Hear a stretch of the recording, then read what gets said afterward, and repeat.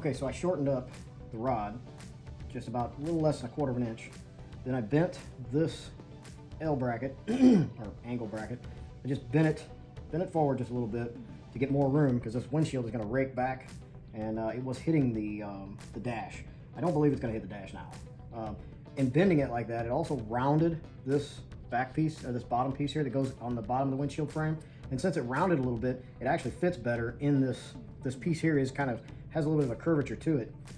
So now the bracket itself, which was flat, it did not have that curvature. It sat, it was almost, it could have teetered, I guess. But now it's like made for it. It just, by bending it, it kind of arced it a little bit down here. So it's gonna fit really well now, it looks like. I did have to lengthen the screws that I put in here.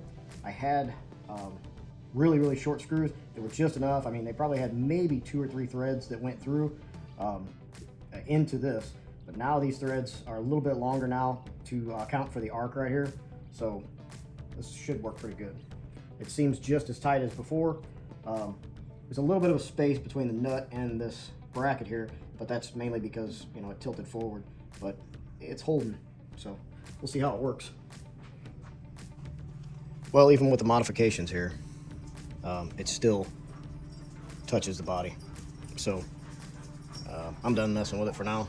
I may revisit it after I decide to take this thing down for paint, but for now, I'm not gonna mess with it anymore.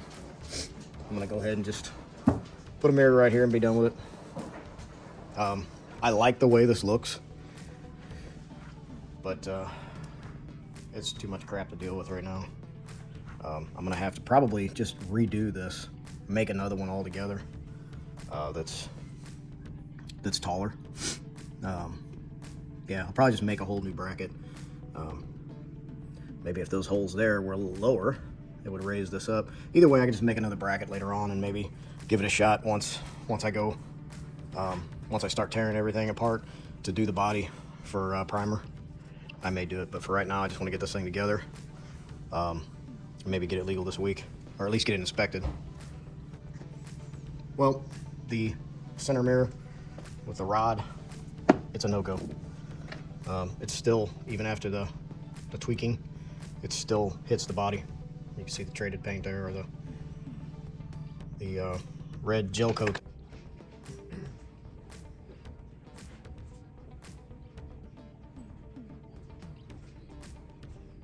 Okay, so I'm gonna put this rear view mirror on right in here. Now, the idea behind this, I couldn't figure out what these were for. These spacers are come in the kit because you can't screw into them. So what you're supposed to do, according to the manual, is first of all, measure out to where the steel frame is, roughly where the steel frame is that goes across the dash hoop here. So once you do that, you're supposed to, of course, center it from the inner parts of the door here, which I'll do that. This is a rough one from earlier. But then you take these and run these up in the dash and set them on top of the steel 3/4 tube that goes across the dash. All right, that's what the dash is screwed into. Well, these go like this, and then these are on the other side, of course, sitting on top of that steel, and then these screws go into the 3/4 tube. So this is how it'll go, but the plastic will be wedged in between the body and the steel tube. That's gonna be a tight fit. So that's what I gotta wedge in there, and I'll probably end up reaching through all the wiring and everything to make sure I can finagle it and work it out. So that's what I gotta do. I may opt to not use these two little things. I may get something square, put a square block in there or something, and use that. But the main thing is you don't want to screw this down and crack your fiberglass, because there is a space in there. I mean, there's a good space in there, so it does need a spacer, especially if you're going to go through the steel tube. Which, if you don't go through the steel tube, more than likely it's going to vibrate like crazy, depending on your engine, I guess. Mine vibrates like crazy.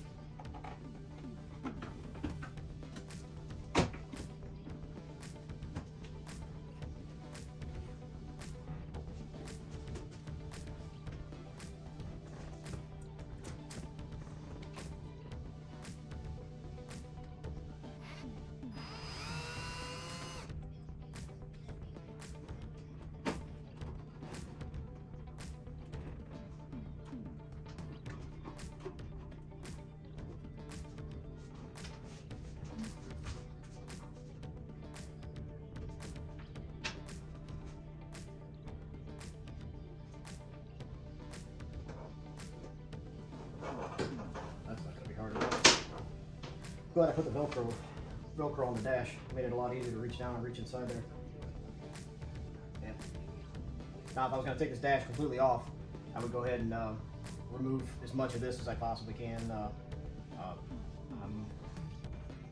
Yeah, I'd pull this steering wheel off, slide it out, and I could twist it down just a little bit. And with this dash being as pliable as it is, I could twist it out and then be able to lay it down as much as possible. I could take the Russ Thompson part off of here, this black piece here. I could take that off and kind of hang it down. I also have the wiring for the turn signals and horn and everything in plugs, so I could actually unplug everything and just kind of slide it out and set it down. Take the dash completely off to where I could get in here comfortably. Let's hope I don't have to do that anytime soon. But it looks like I'm gonna be able to get this in here. Now, one thing I did was I put the foam that the instructions call for running down the tubes here. I put that across the dash here. I didn't know how tight this was gonna fit, and I wanted to have that there because I didn't want to hear any bang, bang, bang, bang, bang going down the road. So I did put weather stripping on the back here. I put it across the top here. I put it everywhere. I put bulb seal on the back, but on here it's just that foam. So I'm just gonna reach up there and just kind of take off this little section here to make this fit a little better. But it seems to fit pretty good. It's just tight, but which is kind of what you want because I don't want it to move around that much. But I'm gonna try and get it on there without doing that. But first, I'm gonna go ahead and knock a couple holes in here and get this lined up. Get this show on the road. Plan B. Plan B is put the one in that mounts right here. As I'm putting this together, lining it up and everything, I kind of like the way it sits. But I really like the looks of the other one, but hey, you know what? As long as I got a mirror. Both of them look really cool. Both of them look nostalgic, you know? They're old. All right.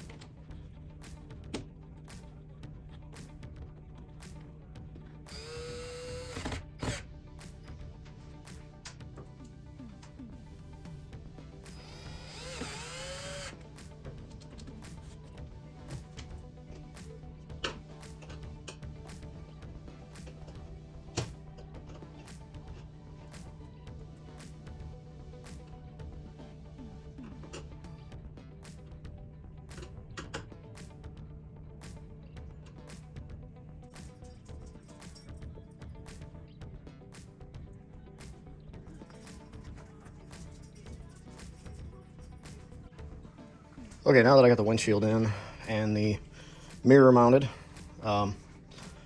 I ordered some screws since I lost one for the visor mounts. I put it on the passenger side just in case I didn't get one right away. I ended up ordering them from McMaster. Someone on the Facebook forum mentioned that, oh yeah, McMaster's will have those. I went online real quick and I'll be damned, McMaster's had it. So I ended up getting that. That's supposed to be here pretty soon. Then I'll cut those to fit and get the visors on. So this went bad. The screen for the sniper went bad. I tried to calibrate it. It was just jumping everywhere. It wasn't the deal that it had in the beginning where you touch the wire here and it would just go haywire. This was just something internal. I did the trick where you clean around the edge right here with a business card. That didn't work. I called up Holly. Holly's great to deal with. Their customer service are great. They just said, let me just send you another one. So about two or 3 days it was here. So I just hooked that up. When I hooked it up, I started cranking it over, got fuel, no fire, totally unlike this thing. So checked everything that I could, nothing physical. It was the fact that every time you get a new one of these, you got to set it up. So I took the memory card from the old one and took the new memory card out of here that came with this new one, put it to the side, put the old one in there, and then had to set it up through the wizard again. Just do the initial setup, you know, the 427 cubic inch, etc., all the way down the line. And once I did that, I was able to crank it right over. So, of course, my battery's dead now, but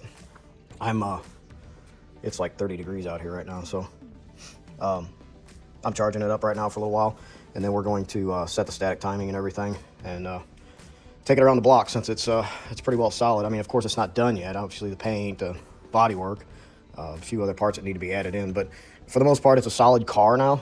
So we're ready to go get it legal, but there's a lot more paperwork than I thought, and Missouri is not as up and up on what paperwork you need and everything. It's kind of like you got to really dig to find out what you need, even with help on the forum. And from my Cobra Club, there's some guys there, the Gateway Cobra Club, very knowledgeable guys. Things evidently change, and you know, so I'm working it out to get this thing in there and get it legal.